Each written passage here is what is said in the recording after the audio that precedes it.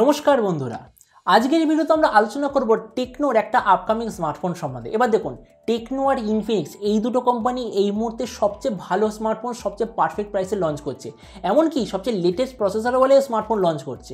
তো এই জন্য এই ভিডিওতে আমরা দেখবো এই যে লেটেস্ট স্মার্টফোনটা আসছে, যেটার নাম হচ্ছে টেকনো স্পার্ক 8P।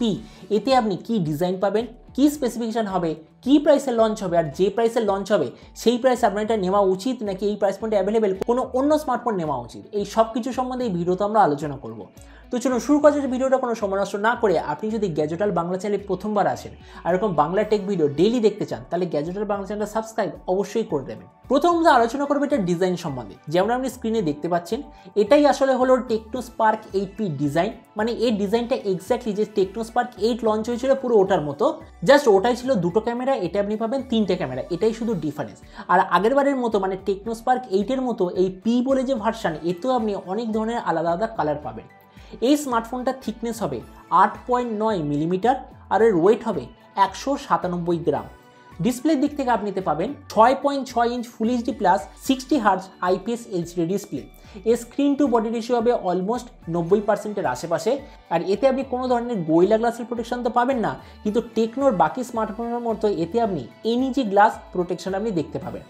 প্রসেসরের দিক থেকে আপনার এতে থাকবে হিলিও G70 প্রসেসর, যেটা অবভিয়াসলি একটু পুরনো প্রসেসর কিন্তু একটা পাওয়ারফুল প্রসেসর।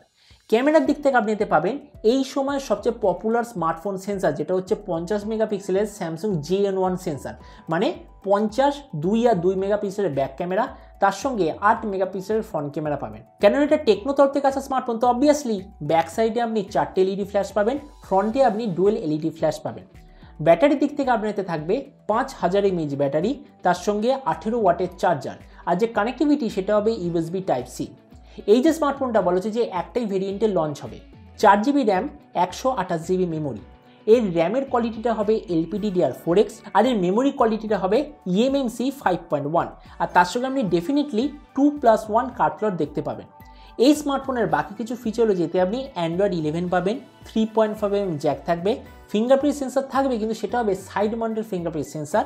আর অডিওর দিক থেকে আপনি এতে ডেফিনেটলি ডুয়েল স্টেরিও স্পিকার পাবেন, তার সঙ্গে আপনার DTS HD অডিওরও ফিচার থাকবে। তো এবার সবচেয়ে মেন জিনিস, এই যে স্মার্টফোনটা কবে লঞ্চ হবে, কী দামে লঞ্চ হবে। এবার দেখুন, এখনও পর্যন্ত আমার কাছে যেরকম ইনফরমেশন এসছে, এই স্মার্টফোনটা নভেম্বর মাসের সেকেন্ড সপ্তাহের মধ্যে ইন্টারন্যাশনাল মার্কেটের প্রথমে লঞ্চ হবে। ইন্টারন্যাশনাল মার্কেট মানে নাইজেরিয়াতে এই স্মার্টফোনটা প্রথম লঞ্চ হবে, আর তারপরই এটা ইন্ডিয়াতে লঞ্চ হয়ে যাবে ধরে নিন আর 1 মাসের মধ্যে। মানে ইন্ডিয়াতে লঞ্চ হওয়ার এটা পসিবল টাইম হলো ডিসেম্বর মাসের মিডিলের আগে। মানে এখনও পর্যন্ত প্রায় 1.5 মাস বাকি আছে এই স্মার্টফোনটা লঞ্চ হতে। তো এটার প্রাইস, এবার দেখুন, টেকনোরই একটা সাব ব্র্যান্ড বলতে পারেন যেটার নাম হচ্ছে ইনফিনিক্স।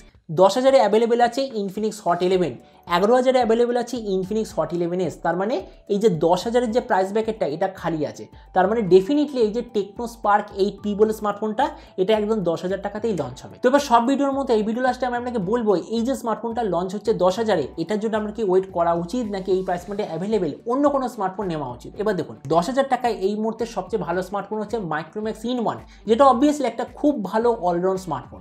আমরা যদি ওটার সঙ্গে এই টেকনো স্মার্টফোনটার কম্পারিজন করি, ডিসপ্লে দুটোর এক্স্যাক্টলি সেম, প্রসেসরের দিক থেকে মাইক্রোম্যাক্স একটু বেটার, ব্যাটারির দিক থেকে দুটোই এক্স্যাক্টলি সেম, কিন্তু মেন ডিফারেন্স হচ্ছে এর ক্যামেরা। আপনি পেছনে সবুজ কালারের বক্সটা দেখতেই পাচ্ছেন, যেটা হচ্ছে ইনফিনিক্স হট 11s এর বক্স, যেটার ফুল রিভিউ আমি খুব তাড়াতাড়ি গ্যাজেট ওয়ার্ল্ড বাংলা চ্যানেলে দিয়ে দেবো। ওতে 50 মেগাপিক্সেলের যে মেন স্যামসাং JN1 সেন্সার আছে ওটা আমি ইউজ করেছি। দিনের বেলায় ওর যে পিকচার কোয়ালিটি ওটা সত্যিই খুব ভালো। আমি 48 মেগাপিক্সেল, 64 মেগাপিক্সেল অনেক ধরনের সেন্সার ব্যবহার করেছি, কিন্তু নর্মাল 48 মেগাপিক্সেলের সেন্সারের চেয়ে এই যে 50 মেগাপিক্সেল সেন্সার এটা সত্যি খুব ভালো কালার আপনাকে দেবে। তো ওই জন্য 10,000 টাকার মধ্যে এই যে টেকনো স্পার্ক 8P বলে স্মার্টফোনটা আসছে, এটার ক্যামেরা খুবই ভালো হতে চলেছে। দ্বিতীয়টা হলো এই প্রাইস পয়েন্টে আপনি generally 4GB RAM, 64GB variant পাবেন। টেকনো আপনাকে দেবে 4GB র্যাম, 128GB মেমোরি। তো এই জন্য আমার মতে মনে হয় এই দুটো জিনিসের দিক থেকে টেকনো বাকি সব স্মার্টফোনের চেয়ে এখানে বেটার। হ্যাঁ, অবশ্যই ভাবে প্রসেসরটা একটু লো, কেননা এই প্রাইস পয়েন্টে আপনি জেনারেলি পাবেন হিলিও G80 অথবা G85 প্রসেসর, সেখানে আপনি পাচ্ছেন হিলিও G70 প্রসেসর। কিন্তু আবার এটাও নয় যে হিলিও G70 প্রসেসরটা খুব লো প্রসেসর। হ্যাঁ, হিলিও G80 চেয়ে একটু লো, কিন্তু বেশি লো নয়। তো ওই জন্য আমার মতে মনে হয় এই যে 10,000 টাকার মধ্যে টেকনো স্পার্ক 8P বলে স্মার্টফোনটা আসছে, এটা এই প্রাইস পয়েন্টের একটা অলরাউন্ড খুব ভালো স্মার্টফোন হতে চলেছে।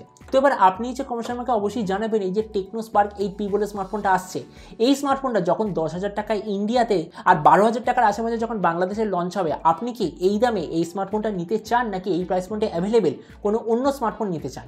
এটা সম্বন্ধে নিচে কমেন্ট বলতে আমাকে একদমই ভুলবেন না। তো চলুন দেখা হবে আগামীকাল এরকম একটা টেক ভিডিওতে। Till then stay tuned and always remember, think positive, be positive. Thank you.